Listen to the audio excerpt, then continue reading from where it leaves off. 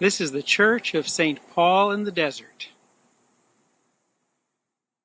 Merry Christmas. Some of you might be wondering about what I just read.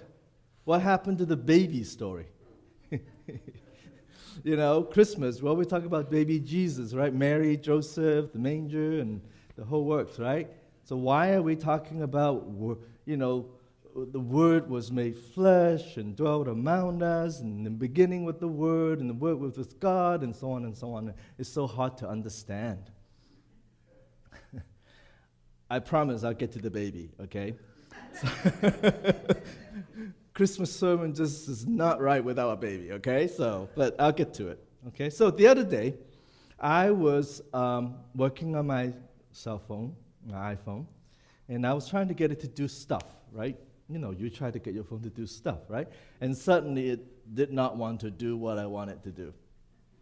Okay, so I tried a few tricks, after all, I was an electrical engineer before I became a priest, right? So I tried, it still won't work. So finally, I fall back onto the most basic, thing I know. Every electrical engineer knows this, okay? And try this on people who don't know this, they think you're God, okay? Just restart the darn thing. Turn it off. Turn it back on again, push the restart button, right? And sure enough, the little apple comes on, and then it says, you need to upgrade all of this stuff. So I said, what, And then it says, your operating system is too old. I said, what? This phone is only 4 years old. Now, that's another sermon somewhere else. Okay. So there's a new system in the restart. That's really the point I want to make. Okay? And so we live, those of us who are electronically kind of savvy, knows that your reset button is your best friend. Okay? When your microwave does not work, push reset. Trust me, that works, okay? When your computer is slow, right, refuse to do things and, turn it off, start over again. Right? So for me, Christmas is like God's way of pushing the reset button. Let's start over again with a new operating system. So think about this. God has done this before. Okay? God created the world and put us human being in it, and God knows that human being always mess it up. Okay? You remember the Tower of Babel? Okay? So God gave us intelligence and way to do technology. And what do we do with it? We build a tower and put our name on top so we can be God, like God in heaven. And God intervened, set the reset button, confused the language, start over again. Remember the flood thing? Okay? The world was so sinful, God says, well, let's just start over again. Wash it off.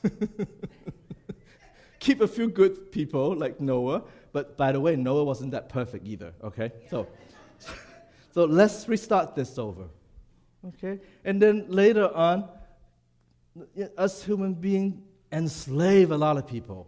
Okay? God says, that's not good. So let's try something else to restart this. So he came and started the burning bush thing. Remember that? Okay? And Moses guide the Israelite, the people that God had chosen, and left Egypt and say, God says, let's restart this. I'll make you a free people in the wilderness. You're going to learn about my rules and laws, and you're going to live as a free people. That was good for a while. Lots of difficulty, yes, okay. And then the people said, oh, we want a king. So God gave them a king, do a reset. Some good ones too, like David. Not perfect, but okay. All right? And then these kings get into trouble. So God says, well, let's restart this. Let's send some prophet to challenge the powerful, to do what God calls them to be. Okay? And then that worked for a little bit. And then we lost the kingdom. We're enslaved again. And then God says, this is it. I'm going to send my most powerful gift. Okay? I am going to fix this once and for all. I'm going to send a little baby. And you go, what? A little baby? Not a king, not another warrior, not another prophet. A little powerless baby? This is what God means by the Word was made flesh, full of grace and truth. Now, never underestimate what a baby can do, okay? I'll get to that. See, I told you I'm going to get to the babies, okay? So we are living in a world that's kind of messed up. Okay, am I not right? We have lots of food in the world and they're hungry people. We have a lot of empty houses and they're homeless people. People are afraid that there's not enough jobs around. So they are jobless people. Okay, and some people think we don't have enough oil, so we have to get some more. Okay, and then we are fearful of people who are going to take our stuff. So some people are talking about building a wall.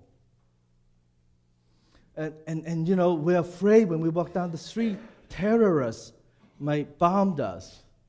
When we go to a concert or walking down the street and go to a ball game, we live in fear. So we build more bombs. Okay? We are living in a kind of messed up world. We had an election and nobody wants to talk about the result. We're afraid that we talk about it, we'll lose our friend or something. You already lost your friend, people. Might as well talk about it. Okay, so we are living in a messed up world. So if God were going to push the reset button, the little baby is the last thing I would think about, right? We need to elect a good president. Yeah. Some people think this one's going to save us. Some people don't. Okay? So here we go. Now, is there a baby in the house? Oops, we should have done this last night. Okay, here's your homework for Christmas. We have, that's pretty cool, baby. Yes, okay. Yeah, there is a baby in the house. Okay, so your job today, this week, is to go and find a baby. Don't steal anyone's baby, okay? Go and find a baby. You got New Year Day coming, go, relatives might have a baby, and hold the baby in your arms. Trust me, that will reset your world. Okay? A baby may look very frail, but the baby has power. Baby have power. When you hold a baby, you can't help but give to this baby. Okay? Maybe that's what Joseph discovered. Joseph's struggling, with the angel in his dream telling him to welcome this woman who has a baby that's not his. But I bet the moment Mary gave birth last night and Joseph held the baby in his arms, he had no doubt that he had made the right decision. Who cares what people say behind his back? Nope.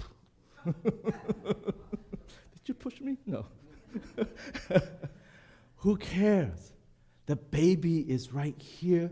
The baby has a way of capturing our imagination, all of our energy. Baby wants us to pay attention. Baby makes us take responsibility.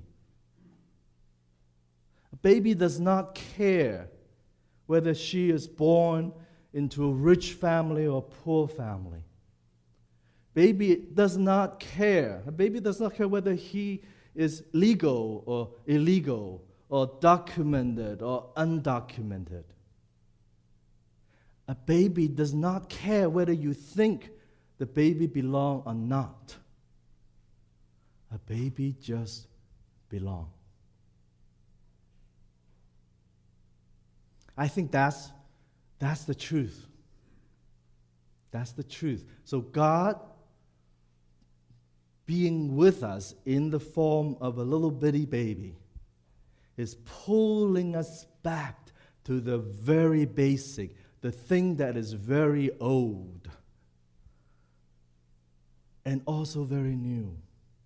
Because each one of us have once upon a time been a baby.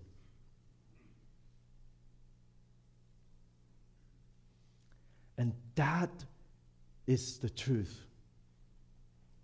And the baby's challenge for us to open up our home, open up our hearts, share our resource is the grace. It's the grace that John talked about. So, in this Christmas season, go find a baby. And when you look at that baby, think about how it reset your perspective on yourself. Doesn't matter how much of a mess you got yourself into. A baby will reset that. You start over again. No matter how much of a mess you are in your family situation, hold a baby in your arm, you know what to do. No matter how fearful you are about living in this world, this crazy world that we're in, hold a baby in your arms, you know what responsibility you have to make sure that this baby has a future. Because, when baby Jesus still have a life to live like you and I did, okay? And we have to nurture that baby. And that's part of the job. You welcome the baby, you nurture the baby until it grows up full of grace and truth. And better yet, pass the baby around. With the parents' permission, please, okay? And ask each person. I'm serious. This is really something you should do, okay? Given our climate today, okay? Pass the baby around. And so ask each person to say, I will do this year. This is what I will do so that this baby may have a gracious future. And if you do that, then you are holding God in your arms. Because that's what God wants you to do. Is to say, yes, I will open my heart, my home, my mind to welcome God in our midst. And I will nurture that. And I will feed it so that I may grow in it, through it, to do what God called us to do so that we can create a better world. Amen.